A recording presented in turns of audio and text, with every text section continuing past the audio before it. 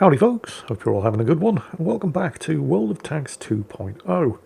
Don't worry, I'm sure after a while the novelty will wear off and I'll just go back to calling it World of Tanks again. The hero of today's battle is Luz in the German Tier 11 Super Heavy, and when I say Super Heavy I'm not messing around, assault tank, the Taschenrate. What the hell is this thing? It's a bit of a chunky boy, isn't it? Well, let's take a closer look. Let's start with the firepower, which honestly is kind of bad. The DPM by default, before we start adding equipment, is only 2,300.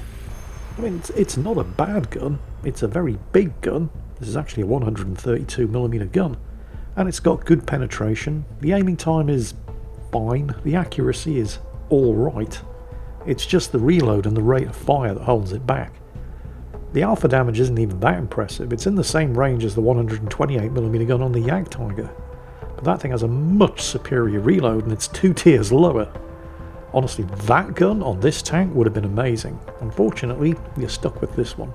But while the gun is fine, I mean, you know, it's not great, but it's definitely not bad, the mobility absolutely sucks. It only has a top speed of 18 kilometers per hour. From a 1,900 horsepower engine. This is the most powerful engine to be fitted to any German tank. And yet it can only move this thing at a speed that's actually 2 kilometers per hour slower than the legendarily slow American T-95 Doom Turtle. The reason for the horrible mobility, however, well, it's actually a fairly good reason. It's because of the armour. This thing weighs 200 tons. And it's a big engine, but it's not the engine that's adding all the weight. On paper, the raw armour numbers on this thing don't actually sound that impressive, with 250mm of turret armour and 190mm of hull armour, but the devil is in the details. Because unlike on a lot of other German tanks, there are actually very few flat angles on this thing. This is essentially a modernised mouse. Have a look at the pike nose on the upper glacis here.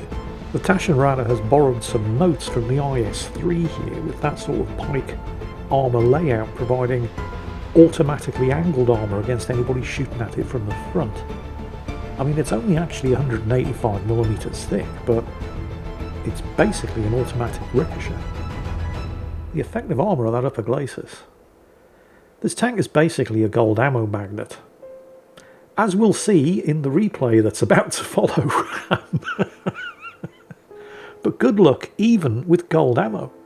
The lower glacis isn't even a weak spot. It's 200mm and it's angled. It's even thicker than the upper glacis, so don't be fooled into thinking you can penetrate down there, because you probably won't. The side armour is actually 5mm thicker than the frontal upper glacis. The skirts, with multiple layers of armour, you can forget trying to get through there. Even the rear armour is 190mm thick. The hull on this thing is just ridiculous. That doesn't mean it doesn't have any weak spots. Well, I say weak spots. We're talking about this triangular plating here, to the left and right of the gun mantlet. You're not getting through the gun mantlet, but you only require, and I can't believe I'm actually saying this, you only require 250mm of penetration to get through the turret cheeks. Forget the turret side from the front, it's just going to ricochet. But if you have sufficient penetration, you can get through the turret cheeks, in exactly the same way that you can do the same thing on the mouse. And so in exactly the same way that mouse drivers are well advised to turn the turret to the side between shots in order to deny people shots through the turret cheeks, like that, you need to do the same thing in this. So, I don't actually know how many battles Luz has fought in this tank. It can't be that many, it's only just come out. And obviously he's going to be running this thing with equipment, which was not included in the pre-game stats summary that I gave you. Although there's not that much you can do about the DPM on this tank, even with the best equipment and crew training. With things like a gun rammer, improved ventilation system, take chocolate along as one of your consumables, which you can see Luz has done, and honestly, if you can afford it, I would recommend it. You're still not getting over 3,000 damage per minute, and you're not getting the reload down below 10 seconds. In fact, you're not even getting the reload down to 10 seconds. But the other gun stats can be improved fairly significantly. You can get the accuracy down to 3.1, which is excellent. And you can get the aim time down to a fair degree below 2 seconds. But honestly, at the ranges that you're going to be shooting at the enemy in this thing, literally right up in their faces, you don't need 0.31 accuracy. Although the aiming time will help in getting those shots off, and then being able to turn your turret away to present an angled turret front against any return fire.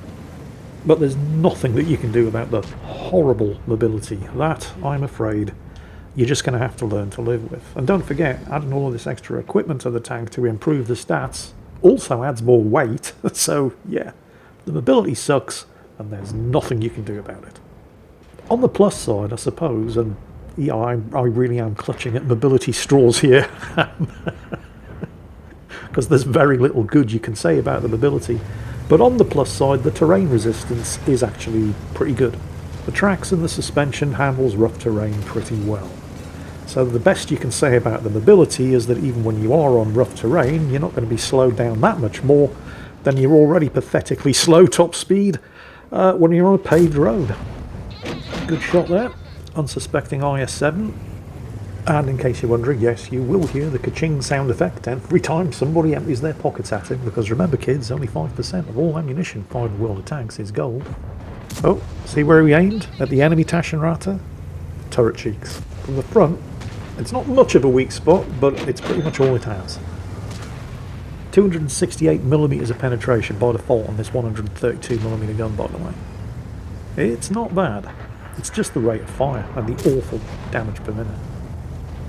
However, the armour, as you can see, pretty damn impressive. You just have to keep the tank moving between shots. And the second you've taken your shot, and this is where improving the aiming time helps, turn the turret away.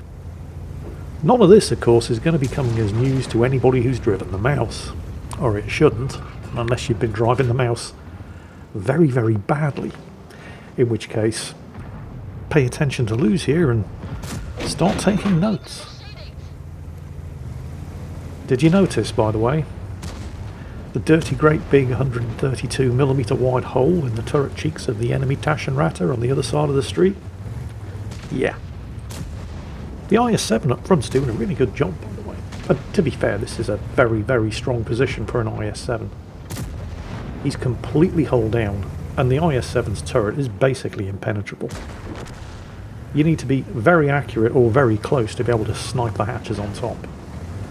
Which, to be fair, at that kind of range, yeah, can be done. Hey, look at that. Somebody just fired the first round of non-gold ammo at him. Unsurprisingly, it didn't penetrate. Equally unsurprisingly, it doesn't last. No, the friendly IS-7, down to 63 hit points, but he's not a quitter.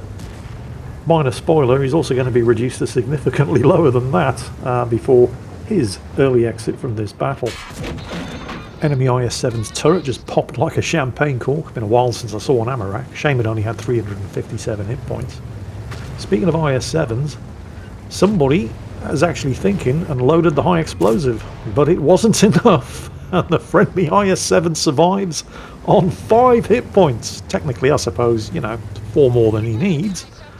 I'm sure he'd like to have a few more, but he's not dead yet. Oh, and some backup arrived in the shape of the E4, which does have a significantly better gun. While we're on the subject of guns, you see that? 30 damage? Yeah, that was another 457. The 457 was from the 132mm gun. The 50 was from the auxiliary armament on this thing. If you have a look here, this thing has a funny button. To the side of the main gun barrel, there are 2 auxiliary guns. In the same way that the mouse had a 50mm spotting gun, the Taschenratte has 2. They have their own reload, and they can be fired independently of the main gun. I have to admit, I'm not exactly sure what caliber they are. They could be 50mm, they might be 75mm. They're going to be of questionable use in a tier 11 battle, of course, but not completely useless. Boom, headshot. If you come across, for example, something like a ship bomb, the old FP 4005, or some of the less well-armoured tank destroyers, or a light tank or an armoured car that's just seen you fire the main gun and thinks it's safe to break cover, allowing you to get a quick 1-2 off with the auxiliary guns while you're waiting for the main gun to reload. You know, it's not 100% completely useless. There are going to be circumstances where it's the kind of thing that's useful to have. Certainly nobody's... Oh, the IS-7 went down. Damn it. He did extremely well, I have to say. Everybody in the comments press F to pay respects to Warping Gonzilla and the IS-7, who survived most of that battle on less than 100 hit points. This battle, of course, still could go either way. Both teams have roughly the same number of hit points. Loser's team are 1 kill ahead, but they keep being 1 kill ahead. Every time they get another kill, the enemy team always pull one back. Oh, watch behind you!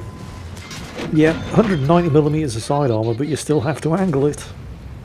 Almost got ammo rack there. There goes the repair kit. Actually, the other time he got penetrated, it almost set his engine on fire.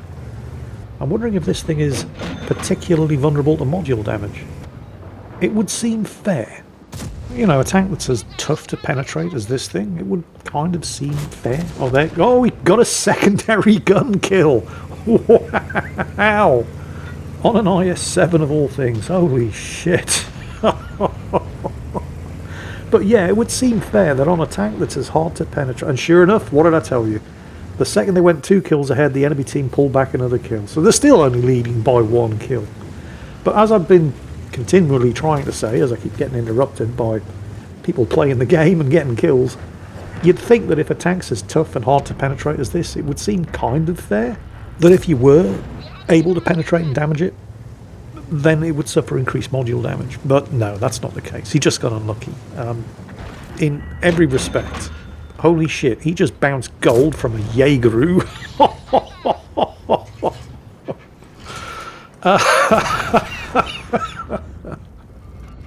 You saw it here first, kids.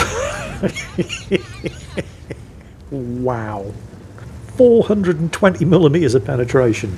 Try harder. Aim for weak spots, noob.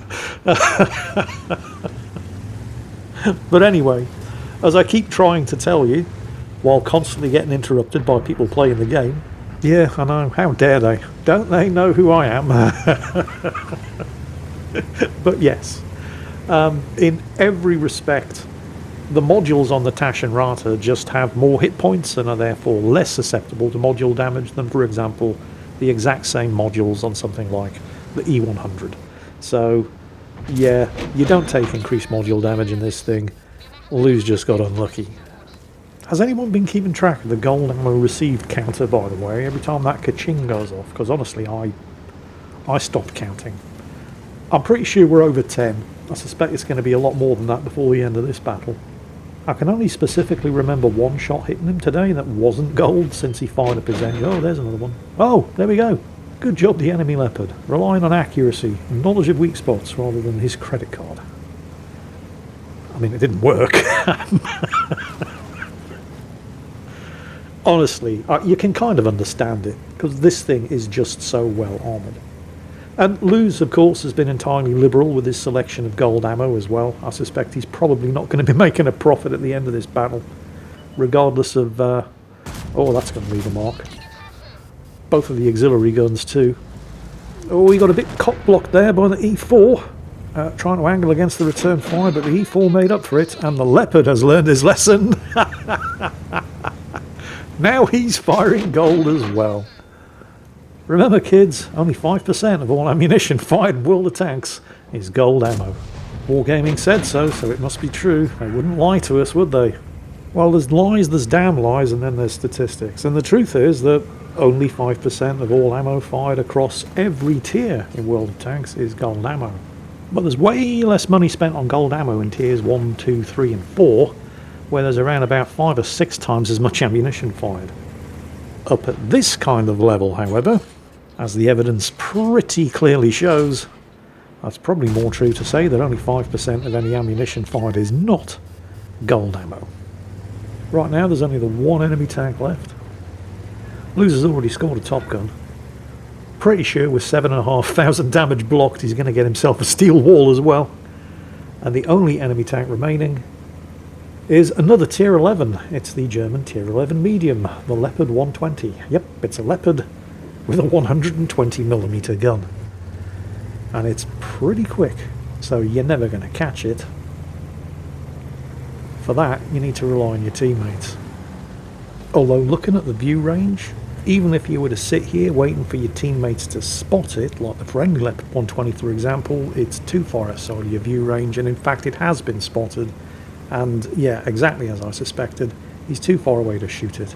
So he's heading for the calf, but the enemy Leopard 120 has the misfortune of being caught in a sandwich between two tank destroyers and a medium, and one of those tank destroyers was the Death Star. And so that match ends with the complete destruction of the entire enemy team.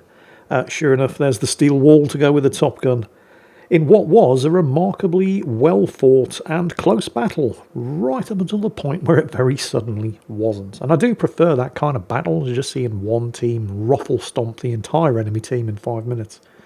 I don't know, I just feel like I'm getting more of my value for my money when it lasts a little bit longer, and, you know, it's just more of a close contest. But extremely well done to lose in the Taschenrate, leading from the front, which is exactly where an assault tank like the Taschenrate should be. There's no way he's making any money out of that match, of course, Sam. Not with both hands firmly in his pockets. But hey, if it's good for the goose, it's good for the gander. It's not like nobody was firing gold back at him, so I guess all's fair in love and war. And I hope you all enjoyed watching this brand new, all singing, all dancing Tier 11 German heavy tank, because that is it for today. As always, take care, and I'll catch you next time.